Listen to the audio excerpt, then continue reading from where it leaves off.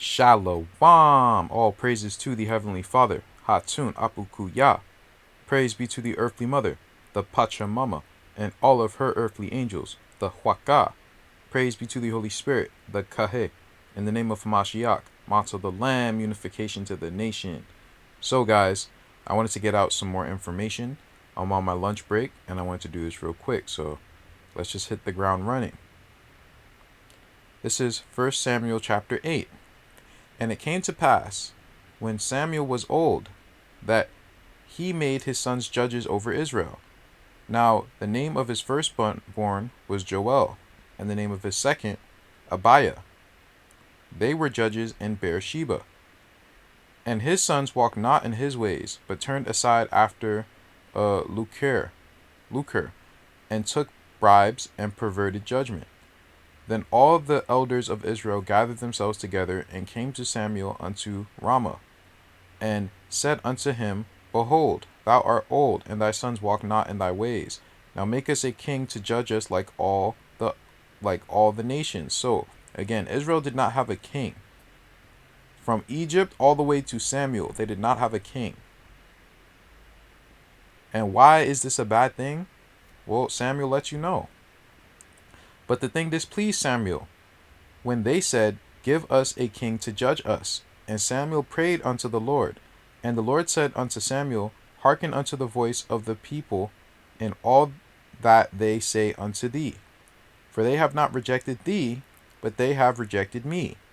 I should not reign over them, according to all the works which they have done since the day that I brought them out of Egypt unto this day, wherewith they have forsaken me, and served other gods.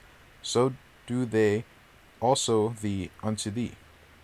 Now therefore hearken unto their voice, howbeit yet protest solemnly unto them, and show them the manner of the king that shall reign over them. And Samuel told all the words of the Lord unto the people that asked of him a king. And he said, This will be the manner of the king that shall reign over you. He will take your sons, and appoint them for himself, for his chariots, and to be his horsemen, and some shall run before his chariots. And he shall appoint him captains over thousands, and captains over fifties, and will set them to ear his ground, and to reap his harvest, and to make his instruments of war, and instruments of his chariots. And he will take your daughters to be confectionaries, and to be cooks, and to be bakers. And he will take your fields, and your vineyards, and your olive gardens, and your olive yards, even the best of them, and give them to his servants. He will take the tenth of your seed, and of your vineyards, and give to his officers and to his servants. And he will take your men servants, and your maidservants, and your goodliest young men, and your asses, and put them to work.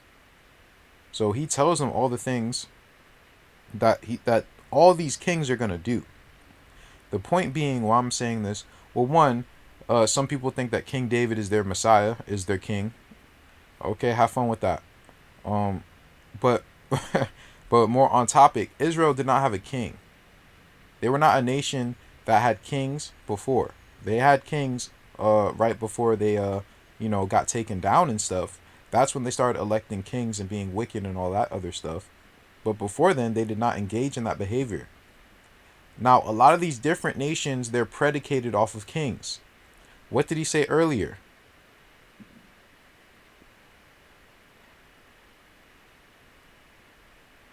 Now make us a king to judge us like all the nations. So they wanted to be like the other nations. There's a reason why I'm saying this. Let's continue.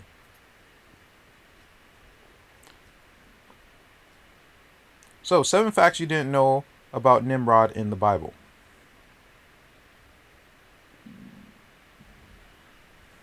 Now, if you guys remember, Nimrod was not only a mighty hunter or a mighty warrior, but he was also a king. That's what he was. His name means rebel. He was a mighty warrior. Just keep that in mind.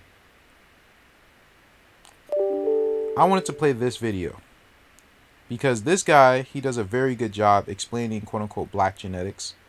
And I think it'll be very helpful for people to understand, why, certain quote unquote melanated demographics, but really West African related demographics have superior physical genes.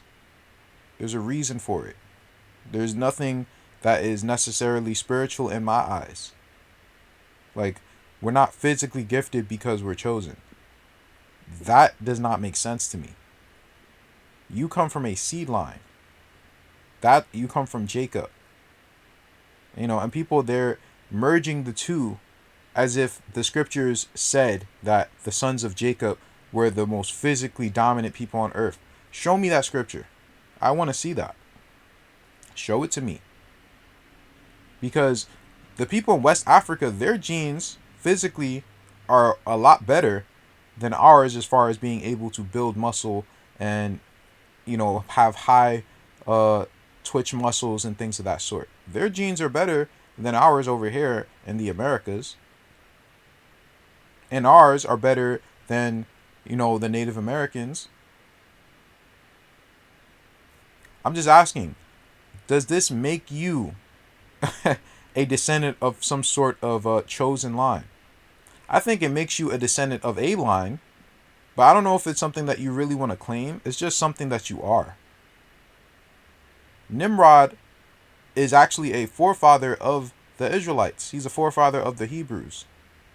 So everyone who comes from, the Hebrews or Abraham or Joktan and Eber, they're all related to Nimrod. Nimrod's our great uncle. So if that's why we have a certain gene, maybe that's why. But as I gone over with you guys last week, the place where polydactyly, or the gene of the sixth finger, is most common is among West Africans. It is the highest in the world, among 22%. The second most in Africa in general, in certain parts, in Central and some parts of East Africa. Then after that, it's so-called African Americans who have the gene at a kind of close rate. So I'm just asking, where do we get certain genes from? I've already went over that the very first parents, quote unquote, Adam and Eve, or what it says in the book, Yaatsaquad and Kawa, it said how their bodies looked. They actually had round bodies. They did not have, bulging muscles, and were able to get ripped and shredded and real like a hourglass figure. Like, they weren't looking like that, according to the books of remembrance. They had round figures. They had round bodies. They had, more like a lot of body fat, but they were still strong. They were still able to do anything they wanted to do. They had a lot of collagen, and they looked young for a longer period of time. That's how the ancients looked. They weren't looking all muscular.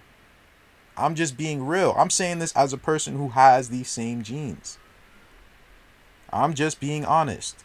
This is just my opinion based on my research. So anyway, hold on. Let me just grab my headphones so this doesn't echo.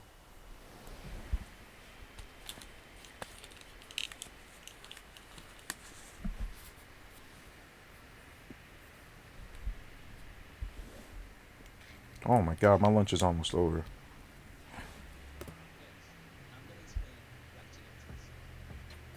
Quick disclaimer, this video is not intended to offend anybody. I don't want to discriminate, I only want to educate. If you played sports before, it's likely you've heard of the term black genetics. Black people are seen to be genetically gifted or to have a genetic advantage in powerful sports. I mean, they do seem to dominate a lot of powerful sports, like sprinting, basketball, American football, and to some extent, bodybuilding. So, is it true? Do black people have a genetic advantage? Well, in short, yes. For example, if you look at sprinting, the first person to break the 10-second barrier was in 1968, and that was Jim Hines, a black guy. Until 2003, only black people had broken the 10-second barrier. And in 2003, it was the first person that wasn't of African descent that broke the 10-second barrier, and that was Patrick Johnson, an Aboriginal from Australia. Now, whether you view Aboriginals as black or not, that's up to you. Anyway, after 2003 until 2010, only black people were breaking the 10-second barrier. When it comes to basketball, over 70% of the NBA is black. Now, of course, yes, there's a height aspect, but let's be honest. On average, black people are not the tallest people in the world. So, of course, it's more about that athletic ability, the explosive ability. Let's look at American football, which is an extremely explosive sport. Over 70% of the NFL is black. When it comes to bodybuilding, the top 2 bodybuilders in history with 8 Mr. Olympia titles are Lee Haney and Ronnie Coleman, both black. Now the runners-up, Arnold Schwarzenegger and Phil Heath. Phil Heath, yet again, is another black guy. And Arnold Schwarzenegger probably comes from a so-called black lineage with a last name like Schwarzenegger, both meaning black. His competitor for a long time was Kai Green, which is yet again another black guy. However, when it comes to bodybuilding, it is arguable. Now there's 4 main reasons and 1 factor as well. Now this factor is the genetic diversity in Africa. You see, sub-Saharan Africans are grouped as black people and part of the black race, even though Africa is the most genetically diverse continent in the world. There's only 1.2 billion people in Africa, but they're still more genetically diverse than the 6+ billion people in the rest of the world. So of course, you're likely to find a lot of the genetic extremes in Africa.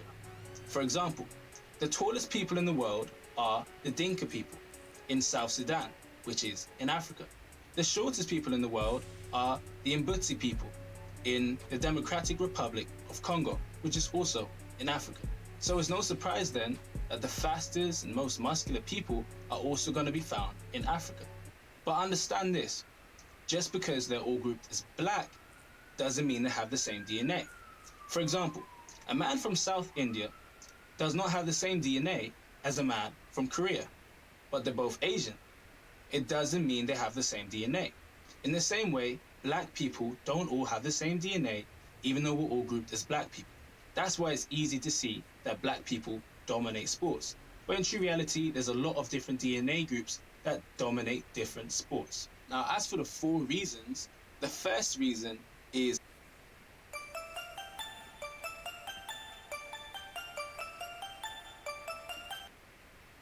natural selection. If you don't know what natural selection is, maybe you didn't pay attention in biology, but basically natural selection is when the environment decides what genes survive. For example, you get 2 rabbits. One rabbit is fast and the other rabbit is slow.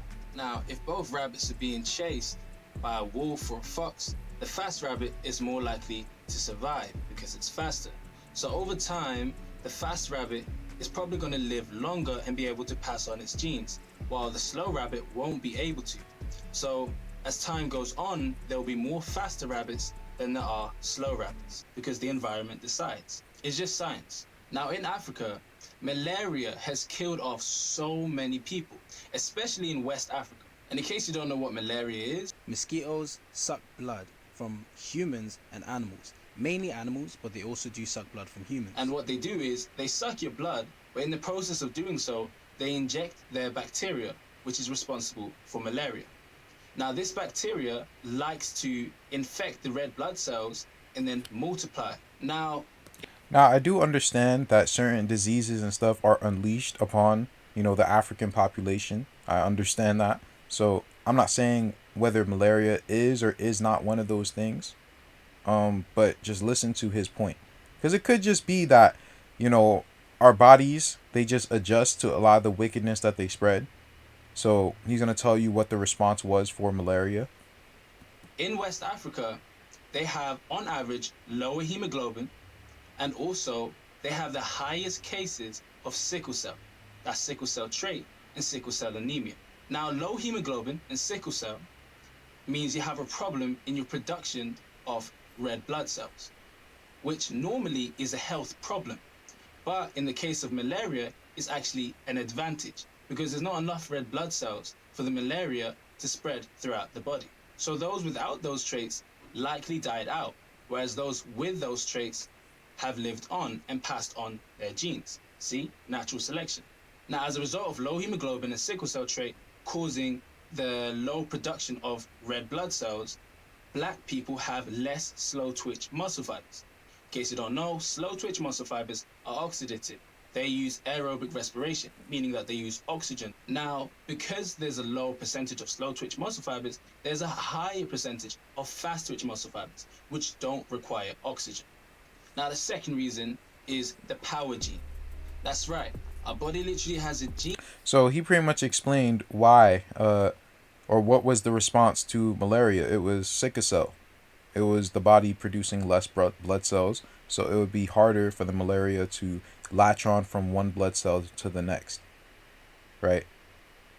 And again, that could be from, as he said, natural selection, or the body, it improving upon itself, because again, these bodies, they come from the Most High, but there's different people who have different characteristics of like evolution or evolving to their environment.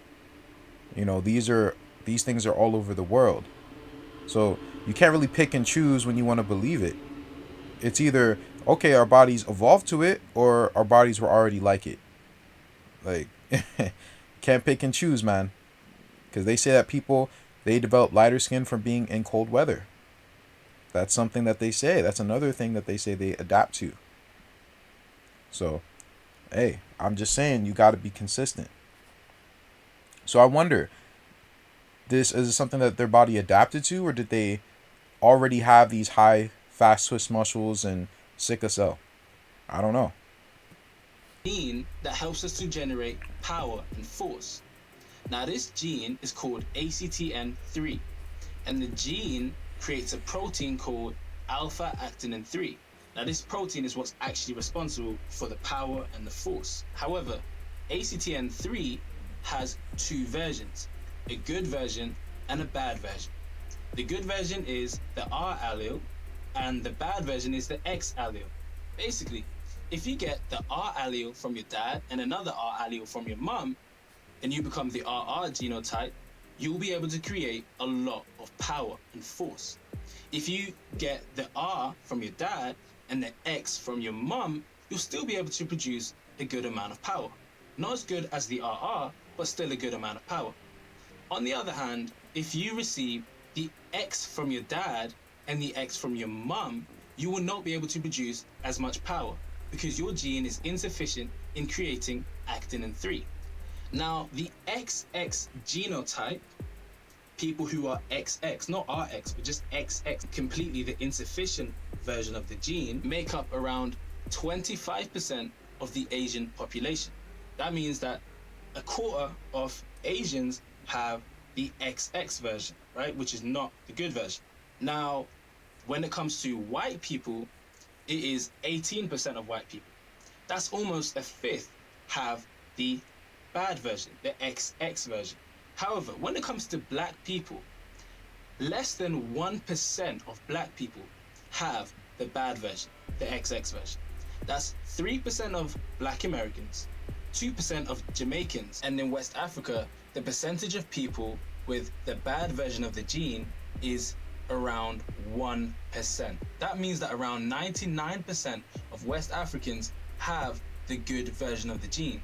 And just to explain how important this gene is, with elite athletes with speed and power and strength, not a single one of those athletes don't have the good version of the gene. Now, reason number 3 is myostatin. He started calling the living room the home theater once we put the Sonos in. We have a dimmer so we can bring down the light. Myostatin is a hormone that stops your muscles from getting too big. It's not an ally. In fact, it's an enemy of building muscle. Now, sub-Saharan Africans have a higher percentage of myostatin mutations. This means that they're not as limited when it comes to building muscle. Now, the fourth reason is androgen receptors. Without androgen receptors, your muscles won't grow, right? They're literally the limit of growing muscles. Now, black people have a higher androgen receptor sensitivity. This is also why black people are at higher risk of prostate cancer because of their androgen receptor sensitivity. So it's not so good when it comes to prostate cancer, but when it comes to muscle, it seems to be an advantage. That's it. I hope you learned something, and I hope you... So those are the facts. They come with good things and bad things, like anything else, like anyone else. There is no reason to start looking at people's physique and saying, "Oh, they must be chosen." That's a cardinal thing to say. That's a cardinal thing to say. They could do all these incredible physical things. So what? So could the giants. Oops. And that's what I'm getting at. I don't know if this gene comes from the Israelites or it comes from the giants, or particularly from Nimrod, who was a giant himself, who probably made himself into a giant or something of the sort. I don't know. I talked about it a little bit on my live stream and also the video that I did last week on the 6-finger gene. Now, I've also touched on the fact that Gilgamesh is actually Nimrod in a past video. He definitely is. And Gilgamesh is depicted with 6 fingers. And you will see in all these different statues all around the Americas, you know, the place where the Canaanites were inhabiting, right? All over the world. And the Canaanites of Babylon, where'd they spread? All over the world. So I'm going to ask again, where does this gene come from? This gene is most popular in what? West Africans. And so is all of this, genetic advantage, quote unquote. It's also in that same area among the same people. You mean to tell me that this 6-finger gene and all of the characteristics that he listed are not correlated? I mean, that's up to you to believe. And that's why I say, I think those genes actually come from the giants of old. Now, this is a very important video. In fact, I think I'm going to leave that for a little bit. Let me just make this point real quick. The ancient African empire of Ghana.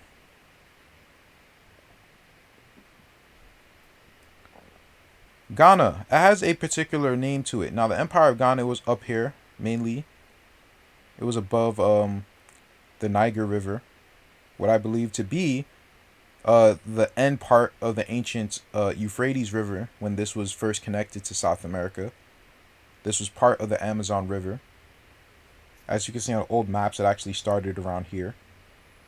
And then it pretty much connected to the so-called Nile River, or the Gihon River that flowed through Ethiopia. They called this the Nile of the Negroes. Right?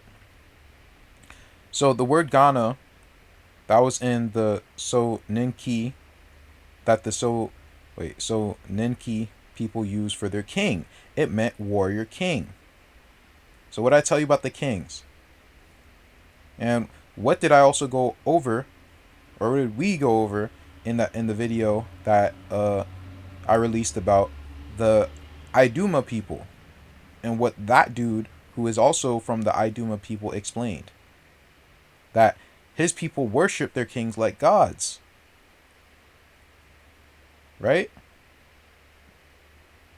These also have kings. Let's continue, man.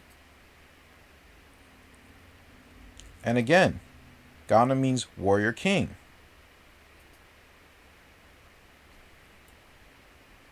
Say Ghana means warrior or warrior chief, right? What was Nimrod? He was also a mighty warrior or mighty hunter. Nebuchadnezzar II was also known as a warrior king. One of Babylon's greatest ancient warrior kings.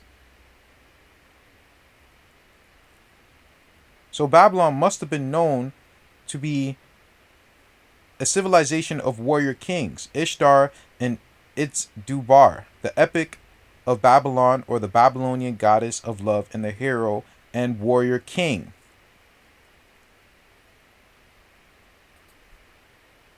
Nebuchadnezzar, warrior king, rebuilder of cities, and musical muse.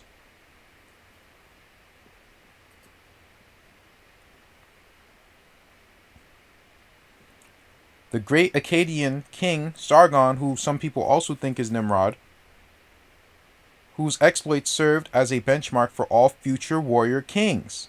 So, what is Babylon known for?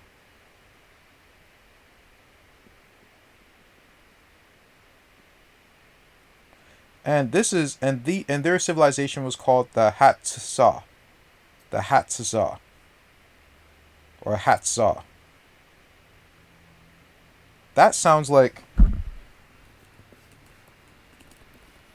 the Haza. And it's funny because Babylon, it was supposed to be located along the Euphrates River. Right? It was located along the Euphrates River, according to, certain peoples. Right? That's not the Euphrates River over there. So that must not be Babylon. That might be a colony, or maybe their ancestors, maybe they came from over there before they invaded the Americas and, West Africa or wherever. Now, the river Euphrates, it is referred to as the quote-unquote Great River in the scriptures.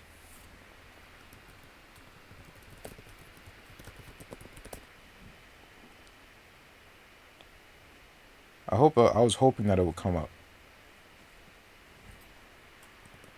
I should have got this. I actually just saw it, the Hatsah, and it just reminded me of these people.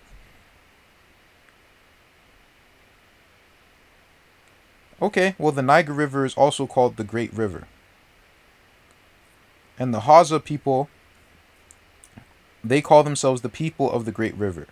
I was hoping that I'd be able to bring it up, but that's what they call themselves. Are they the Babylonians and Assyrians? Or are the Assyrians that what they're calling the Assyrians are actually the Babylonians? It's hard to say, bro, because there seems to be some overlap with the Assyrians and the Babylonians. Because I believe that the Neo-Assyrians were actually the people who conquered the Israelites, rather than the Babylonians. But anyway, Gilgamesh was also called a warrior king. Gilgamesh with the 6 fingers right here, West Africa, the population with the most 6 fingers. Very interesting. Now let's get to this video. The Book of the Yoruba, Divine Ancestry and Ancient Origins. The purpose of this book is to help clear up and eliminate many of the misconceptions and superstitious mythologies surrounding the Yoruba religious and cultural civilization and way of life. In addition, the other aim of this book is to enlighten both scholars as well as laymen alike, who may have speculated as to what the true origins of the Yoruba people were, and where they initially came from, prior to their sudden appearance in southwestern Nigeria, circa 1,200 years ago. Many people, including today's Yorubas themselves, are under the false impression that the Yoruba tribe and culture are indigenous to Nigeria, when this could not be further from the truth. Using actual ancient Yoruba traditions, historical records, Hebraic, Biblical, and Arabic, Quranic sources, this book aims to add some flesh to bones of where Yoruba people and culture originated. Although based in the realm of Yoruba mythology and ancient tradition, like most myths, many aspects of the Yoruba traditions were based on, at least to some degree, on historical facts which have been long lost to the sands of time. Today many people of Yoruba descent around the world have abandoned and turned away from the religion and way of life of their forefathers and have instead adopted watered down, Western interpretations of Christianity and Euro-Arab, Orthodox Sunni, Islam, as a result of Western and Arab colonialism as well as modern proselytizing. This is due in part to the commonly held misconception that the Yoruba religion is satanic, and based on voodoo and paganistic practices because of its polytheistic nature, that is the belief in multiple gods. In contrast to the so-called monotheistic faiths such as Judaism, Christianity and Islam, which all falsely profess to worship one God, when in actual fact neither of them actually does, as we shall demonstrate. Our story begins in essence with the personage of Nimrod, also known as Sargon the Great. Maybe y'all need to hear that again. And to the with the personage of Nimrod, also. Our story begins in essence with the personage of Nimrod, also known as Sargon. The story begins in essence with the personage of Nimrod, also known as Sargon the Great, and to the Yorubas as King Namuradu, from whom all Yorubas claim. So, is that land Egypt? Or is it Babylon? Because they have that in an old map. I'll actually put it in the community tab. Is that Egypt or is it Babylon? I wonder. Claim to trace their ancestral descent. Described as the world's first truly global leader and ruler of the Hamitic, Black African, Nubian Kushite, Egyptian, Akkadian Empire, which stretched from the borders of India to Spain, and as far south as Uganda. And the Americas as the Olmec. Let's not forget that. And yes, that's why they looked at that place over there as the headquarters, quote unquote Egypt, because that was the Kushite capital. That's the sons of Cush. That's where they did their thing. Nimrod was the ruler. Right? He was the ruler. Referred to in the Hebrew book of Yashaya as the house of Nimrod, the people we know today as Yorubas, once constituted the elite ruling, aristocratic, priest and warrior class of the Kushite Empire. Following the fall of Nimrod's empire, the Yorubas eventually ended up becoming rulers of ancient Mecca, in modern Saudi Arabia, centuries before the arrival of the Prophet Muhammad and Islam, which expelled them from Mecca, which led to their eventual migration back to Africa under the leadership of the great Oduduwa in the 7th century. The Yoruba people are a proud and noble tribe, who have held on to... Hey, and maybe their ancestor isn't Abraham. I don't know. Shit. Listen, maybe they could tell their history better than I can. Maybe I don't know what I'm talking about. So, that's no skin off my back. I couldn't care less. I'm just trying to find the truth. But this is just another perspective. To their ancestral traditions and religious customs, which contain numerous deities that represent and affect every aspect of human day-to-day life. These deities, which date back to the antediluvian, pre-flood era, characterize everything from forces of nature to birth, love, and death, which, like the Yoruba culture, are based upon the ancient Kushite civilization and spiritual system, which gave birth to the ancient Egyptian system of Mat. The essential elements which form the Yoruba religion and culture are part of a system which has existed from the very dawn of human awareness, dating back several thousands of years, giving it the unique ability to not only coexist with any of the so-called three monotheistic faiths of Judaism, Christianity, and Islam, but also enable it to even absorb these faiths, as the Yoruba system contains many of the principles and elements which predate and indeed partly gave birth to all these monotheistic faiths, making it the true manifestation of the old-time religion of humanity, practiced in the ancient world millennia before the Great Deluge. Some will argue that other than the Bible, and Yoruba's own historical accounts, not enough historical or documentary evidence has been provided to substantiate the theory of the Yorubas having once ruled Mecca, and been connected to Nimrod and the ancient Kushite Empire, which is indeed a valid point. However, to this our response would be simply that there is no solid historical evidence which proves that Britain's King Arthur and Camelot ever existed other than what are contained within British folklore. Yet this doesn't prevent millions of people around the world believing that they existed as fact. So what makes the Yoruba account different? All of the world's great cultures are based on some element of mythology, with the Yoruba being no exception. However, the difference is that Yoruba history itself, and what they have been able to achieve since the 9th century, makes the most compelling case for this historical narrative to be true, as you will see. Many of the perspectives about the ancient Yoruba people contained within this book were first revealed to the world, first by the eminent historian of the Yoruba, Sierra Leonean-born Reverend Samuel Johnson, in his book, History of the Yorubas, released in 1924, as well as also later by a new Nubian leader, as Sayyid Al-Imam Isa Al-Hadi Al-Mahdi, more commonly known as Dr. Maliki Z. York, in his book Yoruba, released in 1977, as a result of which this new revised edition has been re-released and expounded upon as a continuation as well as tribute to these two great men's legacies. The other objective of this book is to educate as well as enlighten the world about not only the origins of the Yoruba, but to also highlight their many other amazing achievements, such as their outstanding ancient architecture from the old Yoruba Empire, which was thought by the first Europeans explorers to visit Yorubaland to have been remnants of a West African outpost of the fabled city of Atlantis, or built by ancient Greeks. The mastery of their remarkable bronze-headed alloy sculptures or textile industry, which according to one foreign observer in the late 1800s, far exceeded prints spun anywhere else in the world at the time.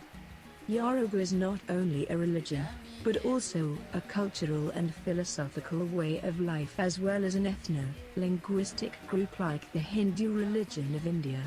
Like Hinduism, the Yoruba religion has also existed for thousands of years and today has millions of adherents around the world, and as such, should be rightfully recognized as one of the world's great religions.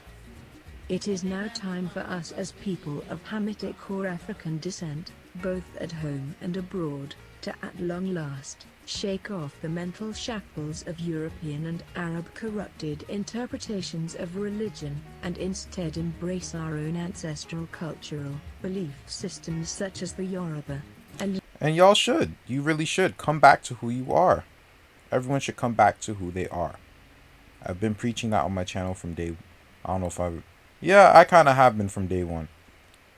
And again, Ghana means warrior king. just to come back to what I was talking about before. Ghana means warrior king. And that is exactly who the Babylonians were known as, warrior kings. And in fact, Hammurabi's holy city of Babylon, he named his city, the city that he ruled over, as a holy city. He announced it as a holy city. So why is Ili Ife also known as a holy city? There is definitely a connection with the West African and the Babylonian. Not to say that of any contempt or disrespect. I'm just saying there's a connection. There is a connection, bro. There's definitely a connection with the Hausa and the Assyrians as well as the Babylonians. Or are the Assyrians, the Neo-Assyrians, the Babylonians? Because some people believe that they are. So the Hyksos were in quote-unquote Egypt for about 108 years.